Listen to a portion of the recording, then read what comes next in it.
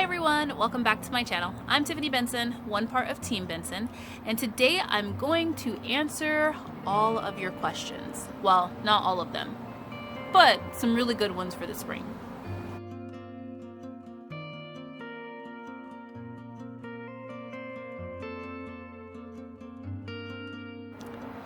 Alright guys, so I have been getting in a lot of really good questions about spring planting and just different things and different questions that a lot of people have had. And I thought it'd probably be a great video to make a questions video or answer my questions video about the spring. So then that way that knowledge can go to everybody and maybe solve a lot of other problems that people might be having, or people that are going to get later on, and they might have those questions later on and might need to reference. So I've picked a couple of questions that people have asked me that I've gotten consistently, and they're going to be in this video. So the first major question that everybody is asking me that has small space gardens and that are around my zone too as well, where you already have pretty much a full garden and some things are not really complete yet, or some things you're still using, but you do want to plant in other things, but your soil level is low and you need to add more soil to your garden bed. So how am I going about doing this? I have a clip of me inserting this little guy, my new one right here, which is a squash plant that I'm going to show you guys right now. Alright guys, so this is how we're going to add soil to our beds without disturbing our previous plants, and then also being able to add our starts. So I have a start here that I need to add.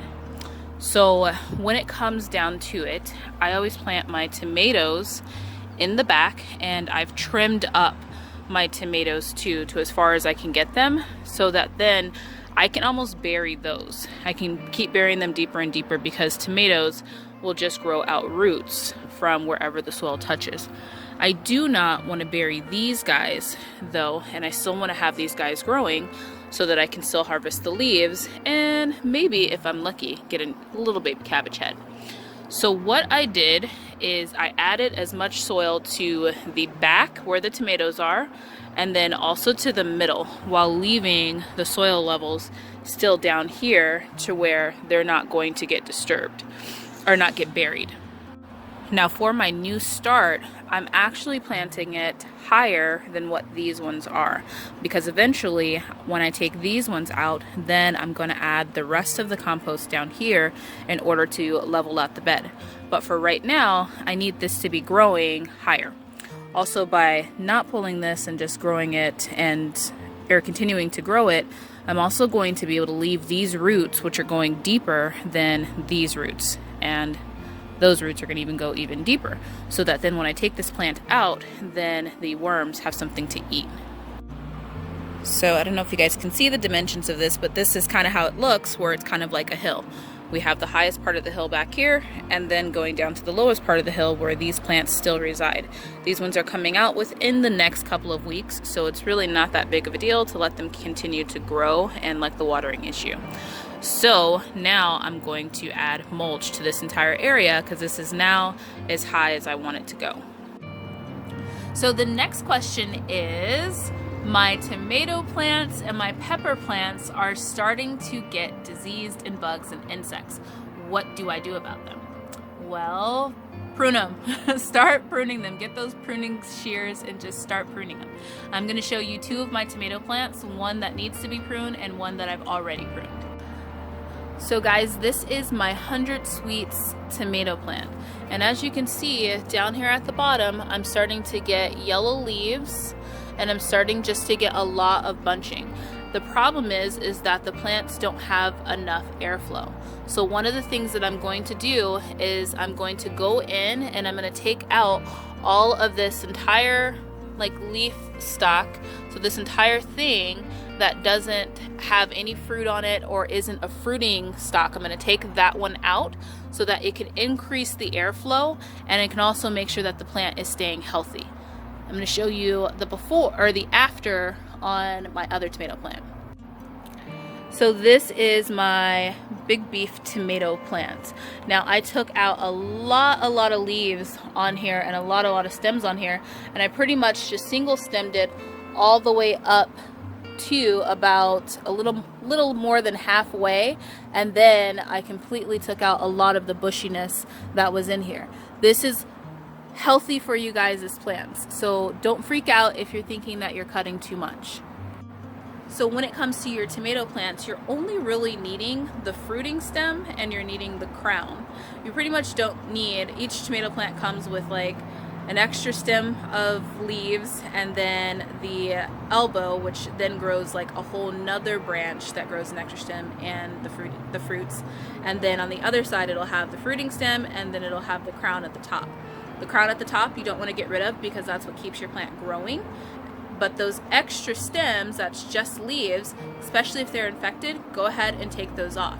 By taking those off, it increases the airflow in your fruit or in your tomato plant, and it also makes it to where your tomato plant isn't spreading that disease. Now when you do take those off, make sure that you throw them in your trash or put them in your burn pile. Don't put them in your compost pile. And then also make sure that you're washing your pruning shears in between so that you're not taking one disease and going to another tomato plant and infecting that one. Now let's look at peppers. So this is my shishito peppers that I still need to prune. Now what I'm going to do is I'm going to come in here and I'm going to be taking off all of these old leaves. This is how I prune my shishito pepper plants. All of these ones are the new leaves, but I'm going to go through and I'm going to take off all the old leaves, and I'm also going to remove all of the fruit. Now if I have a couple of branches that are all kind of wild and crazy and growing in different ways that are kind of out of control, I'm just going to cut off that entire branch. And it might seem drastic, it might prune it all the way back down to where it's not so crazy, but it's going to be healthy for the plant. Now let's look at a shishito that I've already pruned.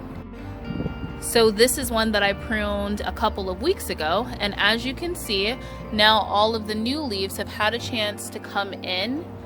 And yes, it doesn't have that many flowers on it, and it's not as big, but it's starting to grow a lot healthier. So now all of these new little buds that are coming in are going to be able to give me full shishitos. Now let's talk about watering. So I get this question a lot, and the question is, how much are you watering your garden in the spring? Now the answer to that question is going to be, how dry is my garden? The spring is going to bring forth a lot of rains, and sometimes those rains are going to deeply water your garden, and sometimes they're just going to be a light sprinkle. So what I suggest to everybody is to check your soil. So check your soil and see if it's really dry. Just stick one finger in there. If it feels really, really dry, then go ahead and water. If not, then also, leave it alone if it's not really dry.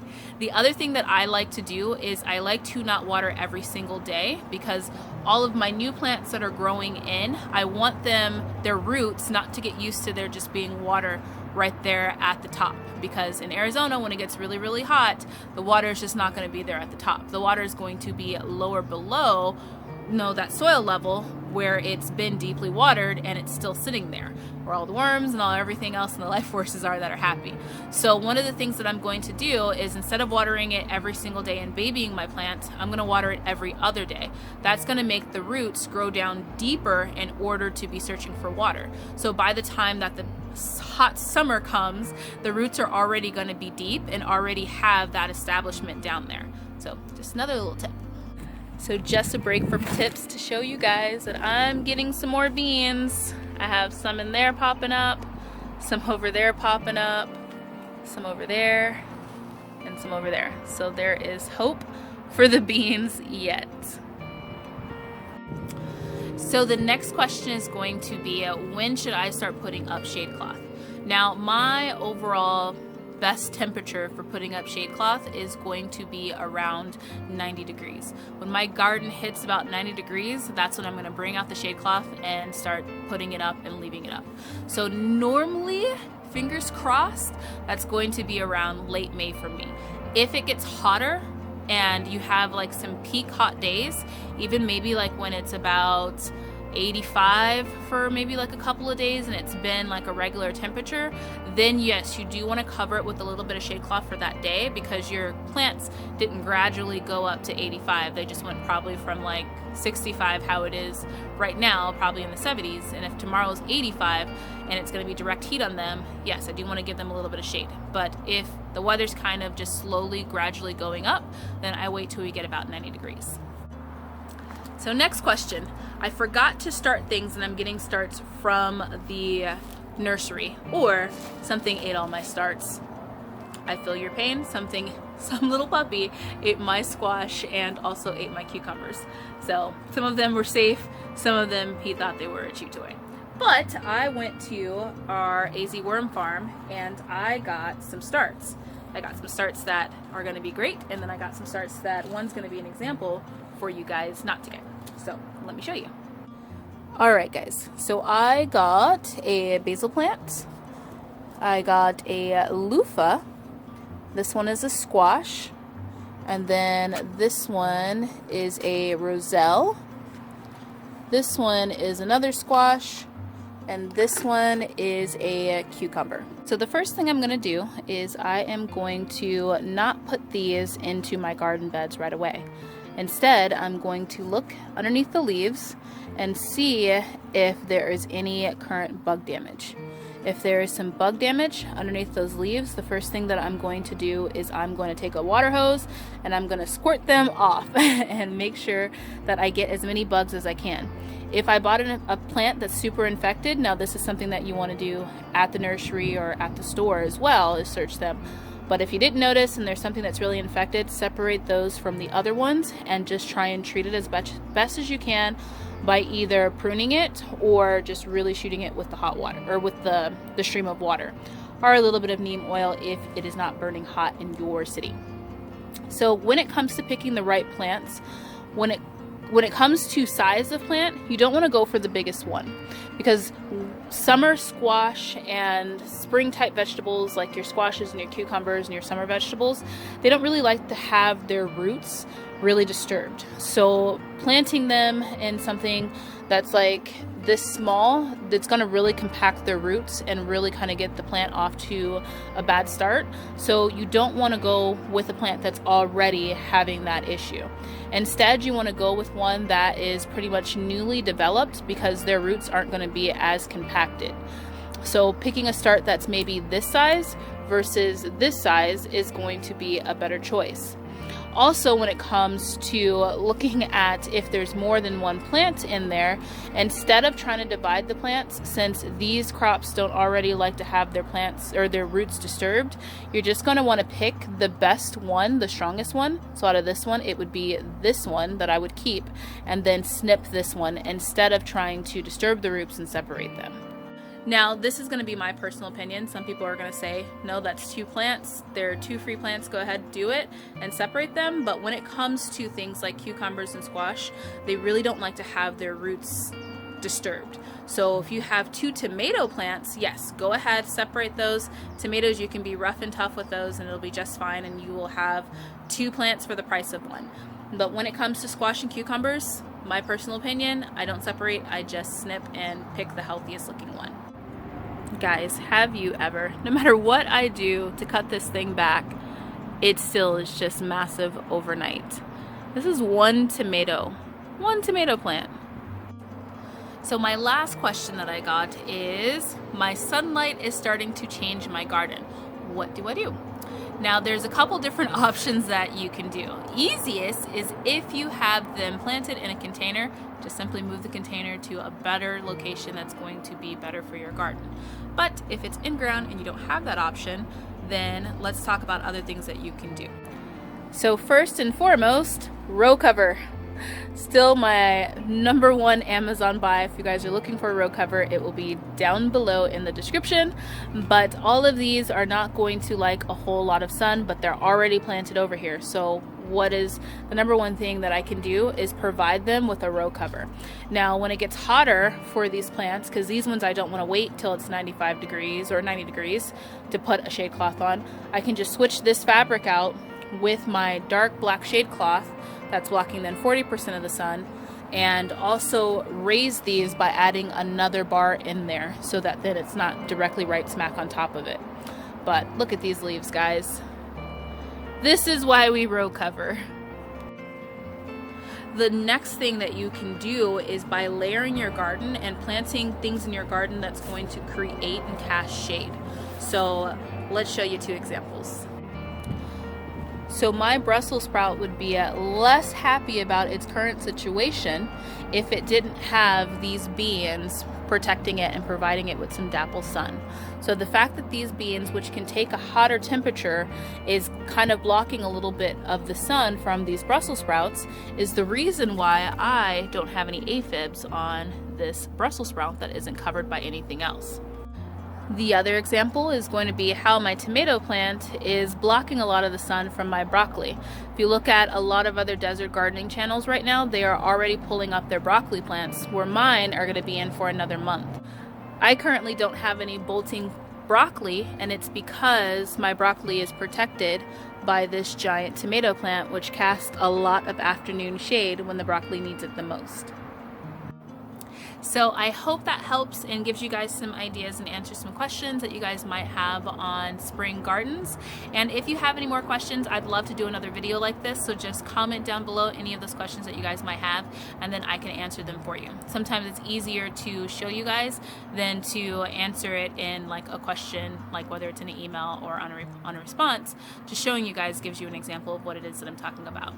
But I would like to say I missed Medicinal Friday because it was Passover, so happy Passover to everybody that started Passover, and I will be back next Friday with another Medicinal Friday. So until next time, make sure you guys are growing yourselves a garden, because even a small space can provide you with tons of food. Bye guys.